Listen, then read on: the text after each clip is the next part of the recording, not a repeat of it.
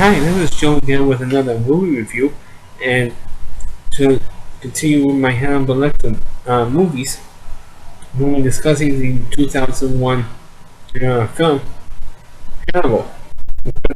The novel, because I don't have the actual video or DVD to show.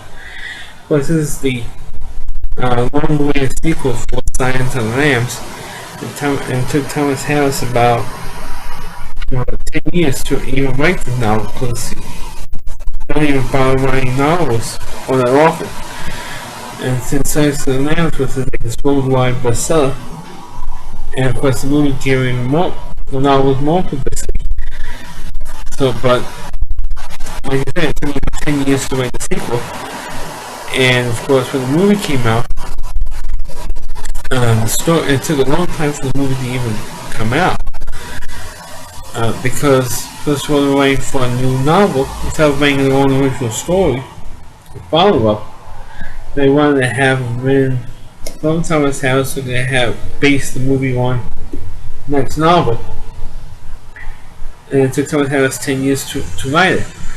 And he wrote the story so that the original screenwriter for Silence of the Lambs he pulled out, Jonathan Demme he pulled out, and Johnny Foster, who originally played Clarice Starling, pulled out.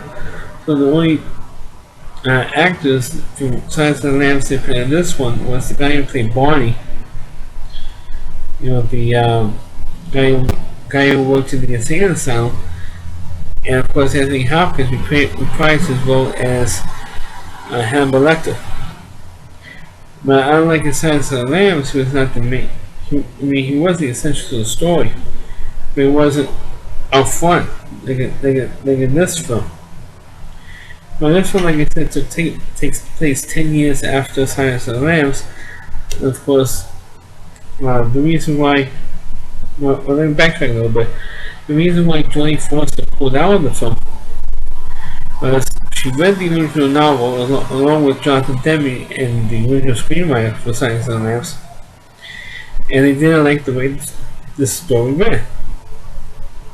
And they blamed them, but instead of making an attempt to make the story work, they decided, the story can be done, and you want to do it, it's too violent. Like Silence of the Lambs wasn't a violent movie. I mean, come on. It's a stupid, liberal argument. It's not to make a movie. Oh, it's too violent, it's too this, it's too that. Quit whining. And not only that, but in the end of the novel, I think it implied to have a love affair between Clarice Starling and Hannibal Lecter.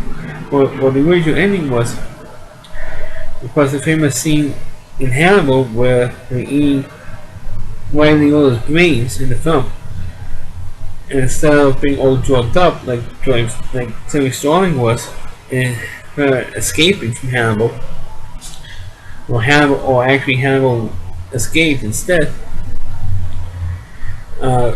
He doped her up so that she was under his, that Clarice Starling was under his spell, and they actually saw a love affair in the end of the film.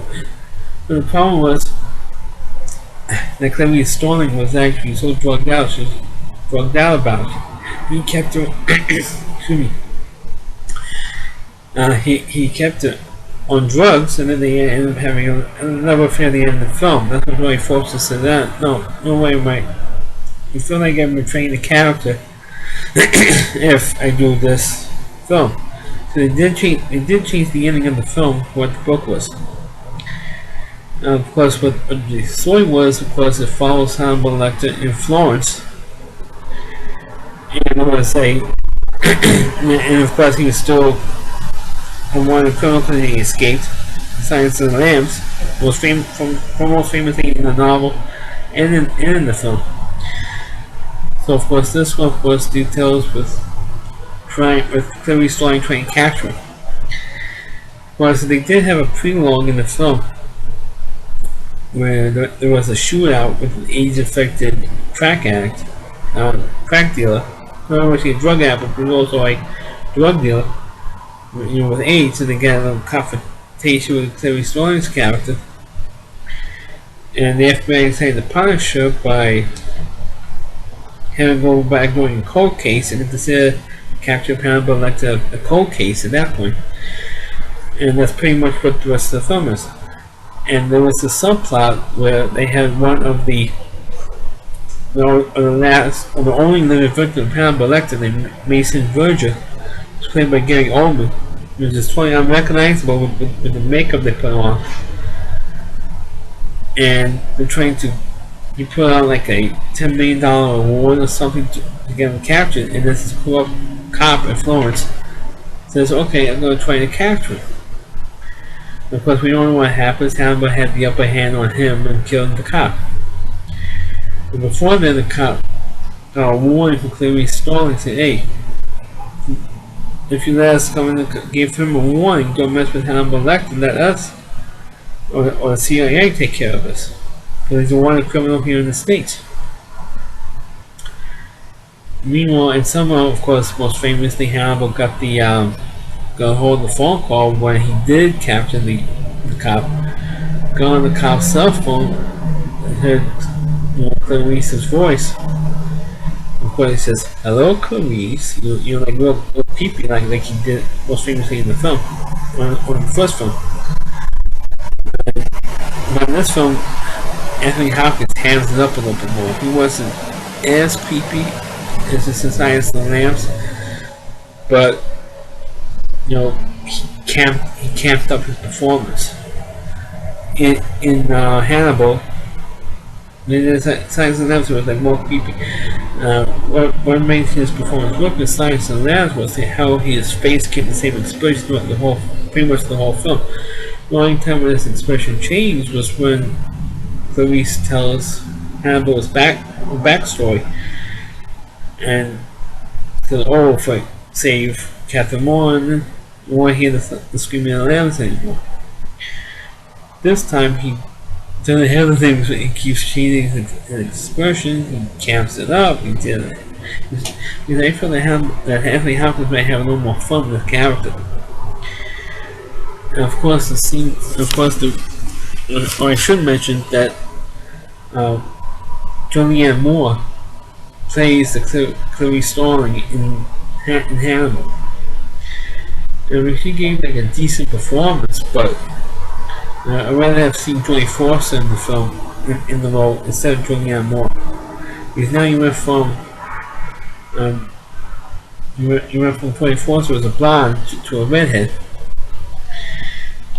And of course, you have both of them did use a fake Southern accent, and they're trying to speak with a Southern accent in the role. But you can tell there was really Julianne Moore did a lousy Southern accent in the film. Not that Jodie Foster was any better, but Jodie Foster's performance was much better. And of course, you had I forgot who played the corrupt cop in Florence, but it was really a crazy performance, and wasn't that thrill. I mean, I knew of the characters, of course, because I read the novel before I saw the movie. But one thing that was interesting was how could they make this story? Because people were complaining about where the story of Hannibal was going in the novels. And how I don't think anybody 100% liked the novel. They didn't like the way it ended with the possible love affair between Clarice Starling and Hannibal Lecter. They also didn't like the fact that there was the gross out scene when we eat the guy's brains. And of course, in the film, Clarice Starling does not eat the brains of her FBI supervisor. But in the novel, she did.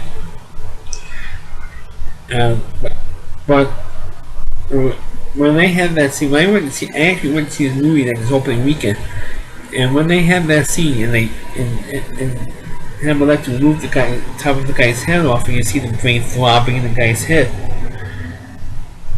I swear I could hear people puking in the movie theater, into that popcorn.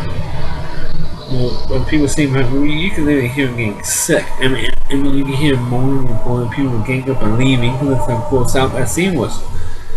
I knew how close out that scene was because I read the novels, so I was kind of like more prepared for it.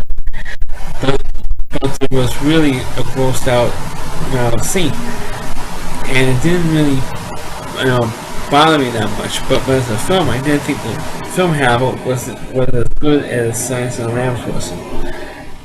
And I don't mind if I see it once in a while on TV. I will watch it if it's on someplace. But it's for a film, it's a huge letdown compared to what Silence of the Lambs was. A huge letdown. It's more. I think Hannibal is more campy than a straight out thriller or horror film. Unlike what Silence of the Lambs was, it was a thriller. It held your interest in the whole film. Not so much Hannibal, because you know that there's going to be a confrontation between Clarice and Hannibal. In the film, not only in the novel, but of course in the film itself, you know there's going to be a confrontation between the two of them. You know they're going to get together and have some kind of confrontation. But you were hoping it would be like a confrontation that Clarice had with Buffalo Bill in Silence of the Lambs. But unfortunately, it didn't happen. I was hoping it would happen when I got up to it in the novel. But unfortunately, that wasn't there. And as soon as they didn't have that, to me, it was a huge letdown. One of the big things, thankfully, was not in the film. But it was a subplot, was when Mason Virgin had a sister supposed to be a lesbian, and she couldn't have a kid, and Mason Virgin was such a demented person. And for any of you who have seen, or the few of you out there who have seen the Hannibal television series on NBC, saw the Mason Virgin character and what a demented person he is. Because he did have his backstory in the Hannibal television show. He said, look, if you don't have a kid, I'm going to leave you my fortune if you don't have a male heir. So he's trying to have his sister trying to get his sperm, and inject his sperm into her lover, or lesbian lover. That's one of the subplots. And thankfully they didn't put that into the finished film, thankfully.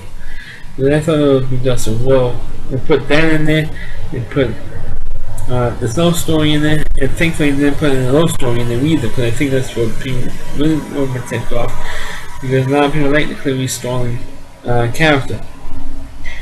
But like I said, it's really a campy, all these years, like 13 years after the film was made, it really is a campy thriller.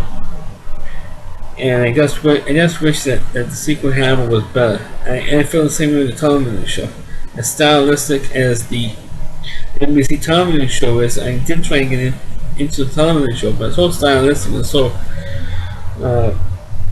they jump around a lot, and I'm not saying that the television show is not well made, but if they made just a simple detective story and try and get Hannibal Lecter arrested and try and investigate him, it would have been a better show.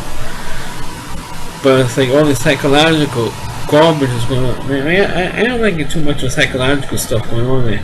It was a little bit, it was tolerable. But if it's over the top psychological stuff, it's a big disappointment for me for them doing that way. Well, so that's my review of the Hannibal movie. Well, novel, I actually like the novel actually, but the movie that he wrote, both the novel and the film, was a big disappointment for me. So please take a rate the video. Please watch my other videos. Please subscribe to my channel, and please link my video to your Facebook pages. Thanks for watching, and catch you next time.